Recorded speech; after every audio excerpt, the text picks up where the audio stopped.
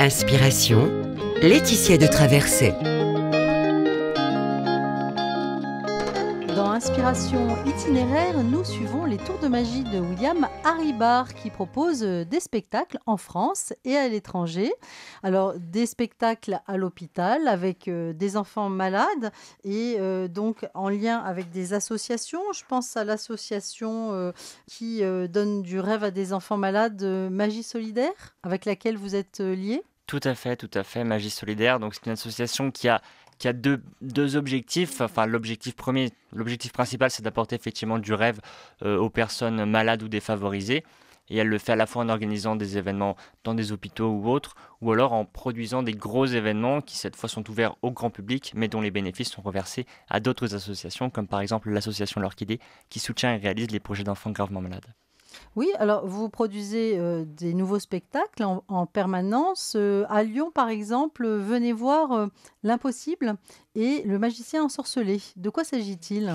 Venez voir l'impossible, c'était un pari qu'on avait, c'était de faire de la magie sans matériel de magie, la magie à l'état pur. Parce que souvent les gens me disaient, oui c'est bien, tu fais l'illusion de la personne coupée en deux, mais bon il y a des boîtes, c'est bizarre, il se passe des choses, c'est truqué. Du coup j'ai dit, ok, je vais vous faire un spectacle entier de magie avec des personnes qui volent dans les airs, qui apparaissent, qui disparaissent, qui sont coupées en deux, mais sans matériel de magie. Et par exemple, j'ai fait du coup l'illusion de la femme coupée en deux. J'ai couché ma partenaire sur une table, j'ai posé deux boîtes en plexiglas transparent sur son corps, et du début à la fin du numéro, on voyait sa tête, son buste, ses jambes, ses pieds, et je l'ai coupé en deux. Ça, c'était, venez voir, l'impossible, la magie à l'état pur. La magie, les mains nues. Exactement. Et le magicien ensorcelé, on partait sur autre chose. Cette fois, on a fait un conte fantastique. Alors, c'était plus orienté pour les enfants cette fois, où on racontait une histoire, il y avait des décors, il y avait des personnages.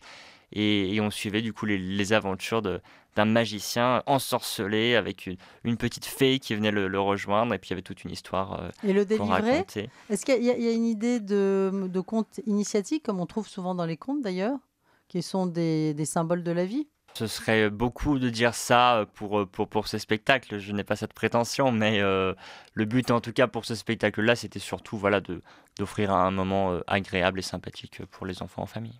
Oui, quelles sont leurs réactions aux enfants? Est-ce que vous avez l'occasion de les entendre après les spectacles?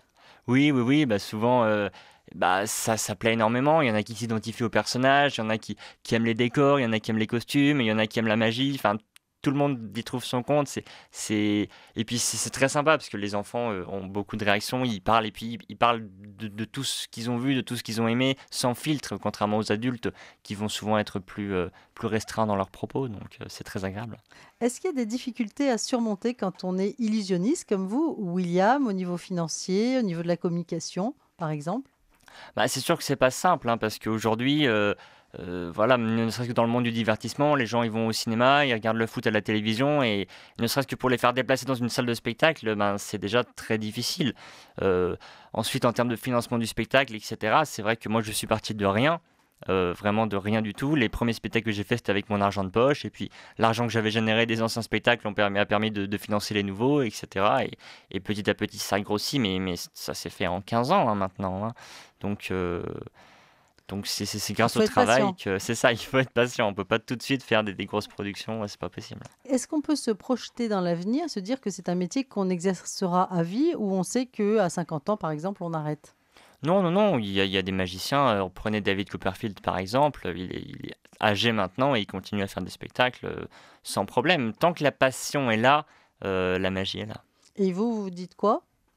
Moi, je ne me dis rien. Moi, je pense que j'aurai la passion jusqu'à ma mort. Après, j'ai peut-être des dons de mentaliste, mais je ne peux pas lire l'avenir. Est-ce que l'idée aussi, c'est de symboliser le fait de réaliser ses rêves? C'est vrai qu'aujourd'hui, bon, on est rassuré par des métiers très sérieux et assez classiques. Est-ce que le fait d'avoir osé franchir le pas, c'est pas une façon de dire, eh ben, on peut croire à ses rêves et les réaliser? Oui, c'est ça. Moi, ma devise, entre guillemets, c'est quand on veut, on peut. Ce qu'on souhaite avoir, il faut se battre et on peut l'avoir.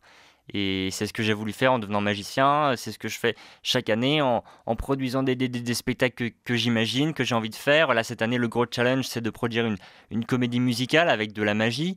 Et ça, je l'ai jamais fait. Bah voilà, c'est la première année et on se lance dans l'aventure. Et c'est un énorme challenge parce qu'on n'a jamais fait, mais ça va très bien se passer. Et chaque année, c'est ça, c'est des nouvelles idées, des nouveaux projets, des nouveaux rêves à réaliser. Et on se donne les moyens d'y arriver et on y arrive. Oui, donc on peut encore croire à ses rêves et oser les réaliser aujourd'hui. Bah, il faut. La vie est faite pour ça. La vie est faite pour rêver. La vie est faite pour tout faire ce que l'on veut, faire ce que l'on aime et croire en ses rêves. Et oser être créatif, hein, parce qu'être créatif, c'est tous les instants finalement. Oui, tout à fait. C'est-à-dire que vous avez vos petites antennes sorties et les idées viennent toute la journée, j'imagine. C'est ça. Alors, j'ai pas d'antenne, hein, je suis pas un alien, mais effectivement, Elles sont rentrées aujourd'hui.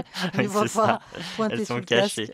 Mais oui, les idées, c'est tous les jours, c'est tout le temps, dans le métro, dans la rue. Des fois, j'interromps une conversation avec quelqu'un parce qu'il faut que je note sur mon téléphone des idées que j'ai eues. C'est souvent pendant la nuit aussi des rêves que je fais. Le matin, je me réveille, je prends une feuille et puis je dessine ce que j'ai vu, je dessine des idées que j'ai eues, des idées d'histoire, d'enchaînement, de numéros. Je cogite tout le temps, donc il y a des idées qui viennent tout le temps. There's a land that I heard